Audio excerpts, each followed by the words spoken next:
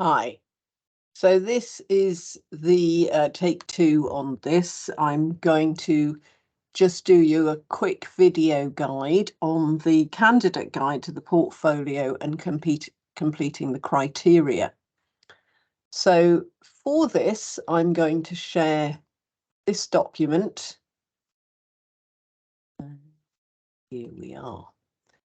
Now this document, this is page 19 of this document. I'll show you the front in a minute, but it's headed the CPCAB requirements 2023, and it's the candidate guide to the portfolio and completing the learning and completing the criteria.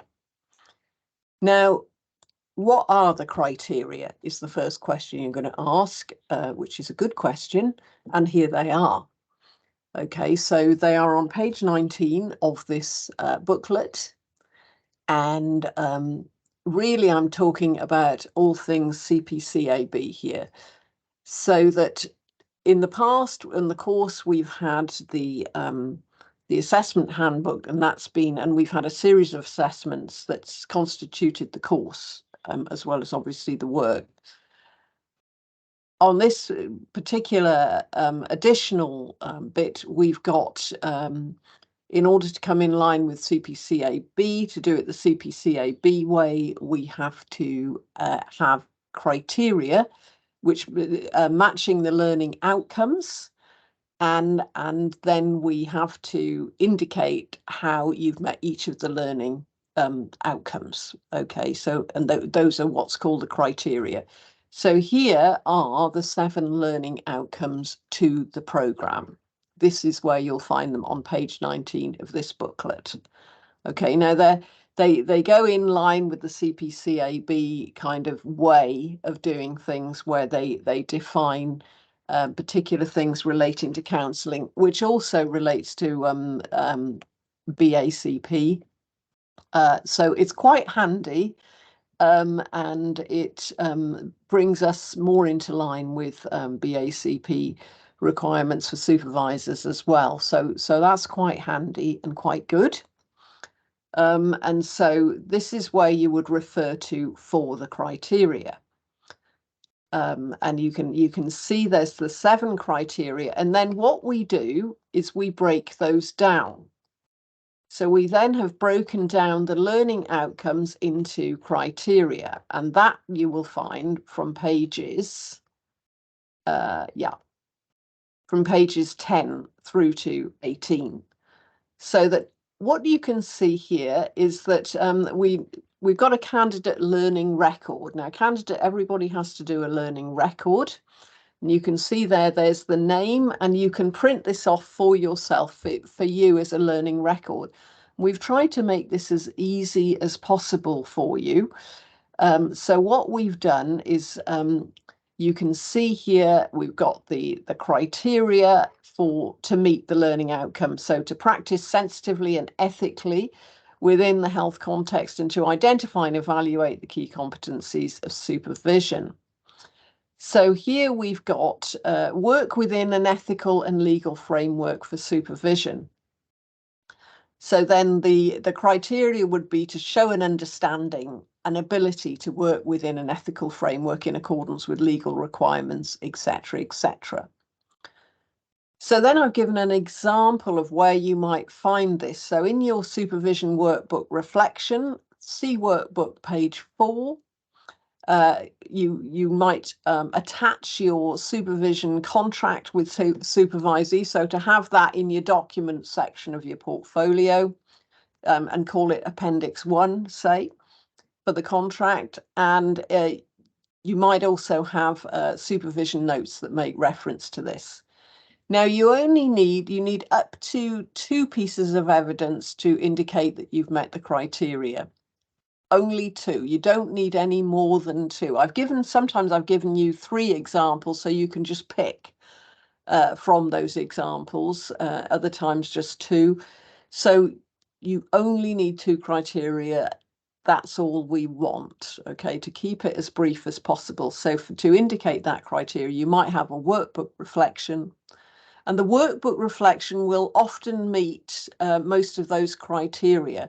So what I suggest that you do is you always have, if you can, a workbook reflection or that bit in the supervision notes as one of your criteria, and then have a piece of evidence, a documentary piece of evidence, as another piece of your criteria. Now, often the documentary piece of evidence is going to be, in this case, it's the supervision contract. In another case, though, for example, where it says work within own limits of proficiency and identify the key competencies in supervision. So then how we break that down is so reflecting on your strengths and limitations of your proficiency in relation to the supervision training context, and commencement of training to first skills assessment. Okay, so you might have your workbook reflection as being one criteria there, and the other one would be your self-review. So the thing that you put together for your, your checklist for your first assessment. So those two things together would indicate that you could clearly reflect on your strengths and limitations, kind of know where you're going, and both of those would meet the criteria. So that's all you'd have to do.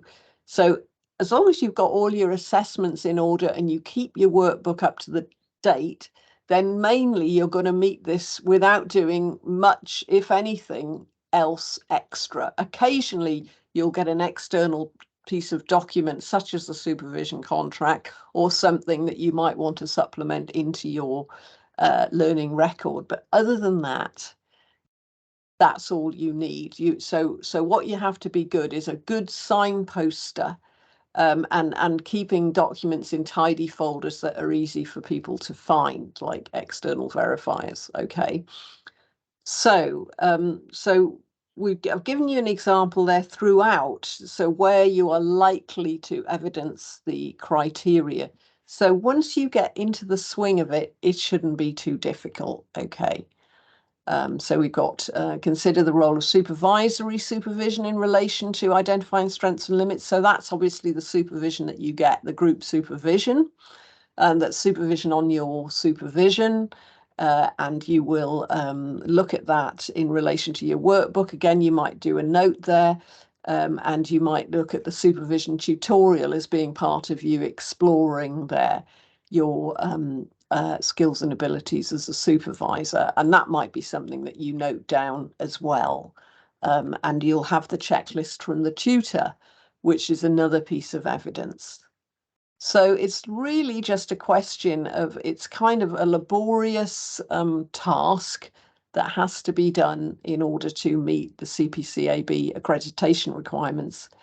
As you can see now, and Amelia's color coding comes into this, you can see that in all of the criteria, they're kind of in white, and then where it's in orange, that's where you're likely to, in your supervision workbook, where you've got your supervision notes, that's where you might match the criteria there. So for example, one criteria here is support and challenge health professionals to maintain ethical, legal and professional practice.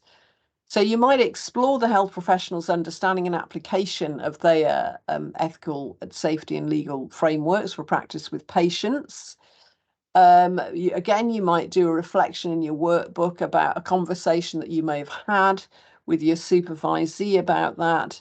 And the supervisee might talk to you about, patients coming to sessions, turning up on time, and what happens there. So you might also keep your supervisee's code of ethics if, say, they're from the NMC rather than BACP or vice versa, so that you can have a little look at and understand where the ethical codes might overlap or differ. Yeah, I'm just looking at another. Indicate how you have facilitated your supervisee to address skills development. So again, that might be something that you make a note of in your workbook in the supervision notes section. So we've indicated that there. Or it might be something where your supervision was witnessed in the group or in the class, and somebody is willing to write a peer testimony for you. Or you can just use one of your skills assessments, which would also indicate how you've worked with your supervisee and skillfully and so on. So there's a few examples there of, again, how you might meet the criteria. So what I suggest that you do is go through this workbook, you will, I'm just going to show you the front page of it now so that you recognize it. So this is the front page. Candidate guide to the portfolio and completing the criteria on the diploma in supervision. And then if we go down, it gives you some background, some introductions and so on, talks about the candidate learning record, which I've just indicated and I'll come back to. And it talks about importance of documentation. So you may want to, in your portfolio, you've got various sort of sections. So you'll have your workbooks, your assessments and so on. And all of those you'll contain them and you'll label them so that, again, you've got to become a labeler and a signposter extraordinaire. That's what a lot of this is about, because then it's just simply indicating where your criteria have been met. And as I say, pretty much the assessments and the workbook will meet 95%, I would say, of your learning outcomes and your criteria. I'm just looking at this now. So candidate learning record. So what you'll have in your portfolio now, this is an example of a sort of signpost to your portfolio, is you'll have a list of your key, all of your documents that you've accumulated to indicate what you've done on the course. So for example, number 1, you've got supervision workbook containing references to all criteria. You've got your record of your supervised hours that you've done. That will be in the form of your supervisee evaluation. You will have your supervision of supervision record, which the supervisor will sign off for you. You've got your skills assessment checklists, your group assessment checklists and passes there. You've got your copies of 2 peer assessments undertaken in the first skills assessment, and you'll also have a copy of a peer feedback on your workbook. You'll also keep the feedback that you've done for your colleagues. You'll keep copies of that in your own portfolio as well to show that you have those peer supervision skills, those developing feedback skills that you're developing as a clinical supervisor. You'll have your supervisory evaluation. You'll have your supervision 1000 word case reflection. All right, so that'll be all your learning stuff there. And then you've got your learning record, and instead of having my stuff in the right here, you will you might leave it there until you fill it in so that you kind of know where to find things and so on. But then you're going to replace that with your record, so that this right-hand column here at the end, you're going to replace that with your signposting to meet each of those criteria. Okay, you can leave the left 2 columns as they are, and you just fill in the right column there, and that simply indicates as to where you've met the criteria. Okay, so as I say, then it looks a lot of criteria, but they each apply to the learning outcomes, and in a sense, on the positive sense, I know it's laborious, but on a positive sense, it will make you really reflect on your learning, and it should consolidate it and embed that learning further than previous programs where we've not asked people to do this bit. So I'm coming to the end now. So that's criteria 7. So that's your learning thing. You'll have filled that all out, as I say. And then what happens here with the completion statement for the diploma is you'll have filled that all out. You'll put that page on the top there, and the tutor will sign off those criteria. They will have already seen your workbooks, obviously, in your assessments. So they will now sign the criteria from 1 to 7. And if, when it says contraindications. It's interesting actually that CPCAB should use a word like contraindications, which, you know, we think of in medical terms as being why you shouldn't be taking a prescription. But anyway, so I'm just curious about that phraseology. But obviously, if we think you haven't met a criteria, that's when we would indicate the no. But I would really hope and trust that by the time we've hit this point, we'll have had lots of conversations, and that shouldn't be the case. Nothing should come as a surprise. So anyway, so the tutor will then sign the criteria off, and that will go into your portfolio. And if anything hasn't been met, then they fill out a little form to indicate where it hasn't been met and what you need to do differently, propose course of action. But as I say, hopefully by the time you are presenting your whole portfolio, unless you not talk to anyone the entire year, then we should be on course for it. Okay, so I'm going to stop sharing that. So I hope that that has given you a reasonable opener to understand this. These, I think with criteria and things like that, that we can often just tie ourselves up in knots, really. And I think the message that I would indicate to you is just to keep it simple, simple, simple, simple, simple, simple, simple, simple, simple. Okay. So on that note, I'm going to stop now. I'm going to stop this meeting.